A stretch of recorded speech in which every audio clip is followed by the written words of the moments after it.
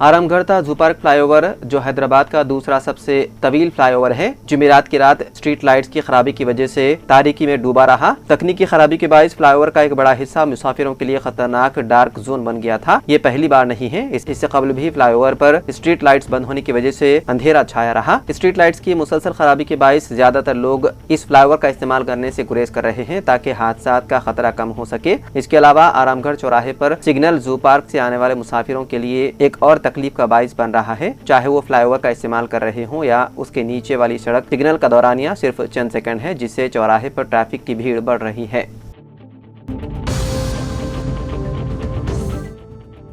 शहर में बढ़ती गर्मी के पेश नजर Hyderabad metropolitan water supply and sewerage board ने पैदल चलने वालों और मुसाफिरों को मुफ्त पीने के पानी की फराहमी को यकीनी बनाने के लिए पूरे शहर में वाटर कूलर लगाने का काम शुरू कर दिया है। प्रोग्राम का हदफ आवाम को राहत फराहम करना है, खास तौर पर वो लोग जो इलाज के लिए अस्पताल जाते हैं, बस स्टैंड और ट्रेन स्टेशनों पर इंतजार करते हैं या हुजूम वाली अवामी जगहों पर काम करते हैं। जीएचएमसी इलाके में कुल 42 ऐसे कूलर्स कायम किए जा रहे हैं। चंद इलाकों में इस प्रोग्राम का आगाज कर दिया गया है।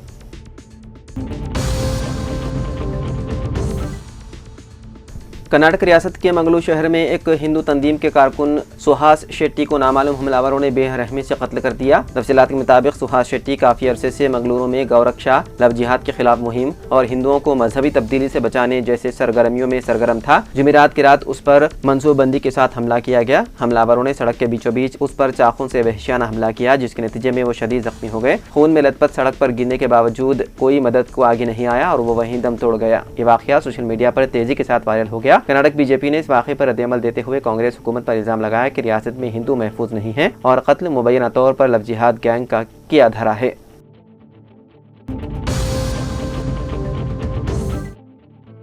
टॉलीवुड के अदाकार विजय देवरकोंडा को पहलगाम हमलों को माजी में कबायली जंगों से तशबीह देने पर मुकदमा दर्ज कर लिया गया। एहसानगर पुलिस ने वकील लाल चौहान की शिकायत की बुनियाद पर SC/ST मदालिम एक्ट के तहत मुकदमा दर्ज किया। शिकायत कुनंदे ने इल्जाम लगाया है कि देवरकोंडा, जिन्होंने हाल ही में एक तमिल फिल्म की प्री रिलीज तकरीब में बतौर मेहमान खुसूसी शिरकत की थी, जिसमें अदाकारा शौर्या शिव कुमार ने बतौर मेहमान खुसूसी शिरकत की थी, अपनी तकरीर में कश्मीर में पहलगाम वाक़े का हवाला देते हुए कहा था कि यह हमला सैकड़ों साल कबल कबायली बरादरियों में होने वाली झड़पों की है। मुकदमा दर्ज करने के बाद पुलिस ने वकील को यकीन दिलाया कि अदाकार के खिलाफ मुनासिब कार्रवाई की जाएगी। चौहान ने इल्जाम लगाया है कि अदाकार के रिमार्क से कबायली आबादी की तौहीन हुई है और उन्होंने फौरी मुआफी मांगने का मुतालबा किया। कबायलियों ने अदाकार के तबसरे पर शदीद एतराज किया और उनकी मजम्मत की।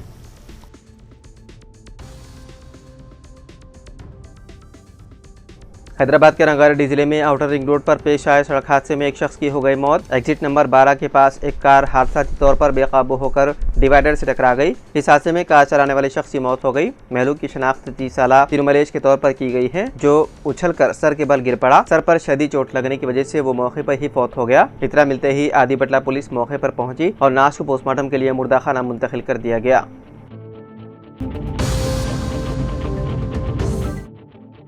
वाघा अटारी सरहद जुमे की सुबह पाकिस्तानी शहरियों के लिए खोल दी गई, जो भारत में आर्जी वीज़ा पर मुकीम थे। पहलगाम हमले के बाद दोनों ममालिक ने हिदायत जारी की थी कि ऐसे शहरी फौरी अपने मुल्क वापस हो जाएं और इसके लिए मोहलत भी मुकर्रर की गई थी। जुमेरात को पाकिस्तानी सुबह 8 बजे सरहद बंद कर दी, जिससे दर्जनों पाकिस्तानी शहरी बॉर्डर पर ही फंस गए, जिनमें खवातीन, बुजुर्ग और बच्चे शामिल थे। उनके पास सर छुपाने की जगह नहीं थी और भूख प्यास से परेशान रहे।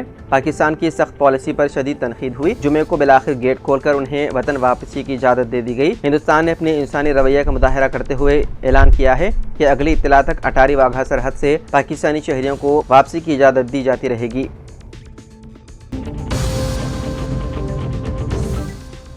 मियाँपुर पुलिस ने शहर में ज़ेर तामीर बड़े अपार्टमेंट्स को निशाना बनाकर एल्यूमिनियम सेंटरिंग बॉक्सों की चोरी करने वाले गिरोह को गिरफ्तार कर लिया। पुलिस के मुताबिक इस टोली में 6 खवातीन और एक मर्द शामिल हैं। मुलजिमीन के कब्जे से तकरीबन 7 लाख रुपए मालियत का एल्यूमिनियम मटेरियल बरामद किया गया। पुलिस ने बताया है कि तमाम मुलजिमीन एक ही कॉलोनी में रहा करते थे।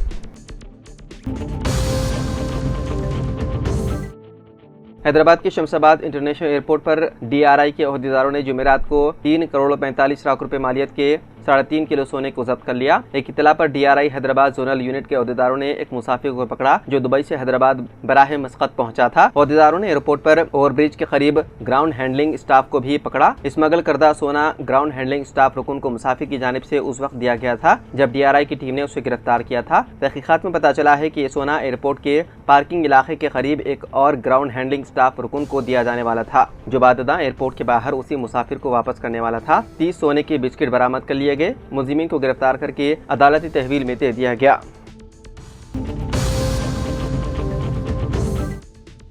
रियासत तेलंगाना की बरखी शरहों में कोई इजाफा नहीं होगा, हुकूमत का ऐलान। इलेक्ट्रिसिटी रेगुलेटरी कमीशन ने वादे किया है कि रियासत में बरखी की शरहों में कोई इजाफा नहीं किया जाएगा। इलेक्ट्रिसिटी रेगुलेटरी कमीशन ने बरखी की तकसीम कार कंपनियों डिस्कॉम्स की जानिब से तजवीज़ करदा मजमूई आमदनी की जरूरत पर अवामी समाअत मुकम्मल की। इलेक्ट्रिसिटी रेगुलेटरी कमीशन ने 65,849 करोड़ रुपए की तजवीज़ में 7,221 करोड़ रुपए की कटौती करते हुए 58,628 करोड़ रुपए की मंजूरी दी है। रियासती हुकूमत 13,499 करोड़ रुपए के खसारे को पूरा करने के लिए रजामंदी का इजहार किया जिससे बरखी सारिफीन पर आयद होने वाला माली बोझ खत्म होगा। इलेक्ट्रिसिटी रेगुलेटरी कमीशन के सदनशीन जस्टिस देवराजू नागार्जुन ने मीडिया से बात करते हुए बताया है कि रियासत में 1.9 करोड़ बरखी सारिफीन हैं जिनमें 1 करोड़ 37 लाख घरेलू सारिफीन, 29 लाख 15,000 ज़िराई कनेक्शन, 19 लाख 89,000 तिजारती और 4.5 लाख सनती कनेक्शन हैं। उनमें किसी भी शोबे में बरखी की कीमतों में कोई इजाफा नहीं किया जाएगा।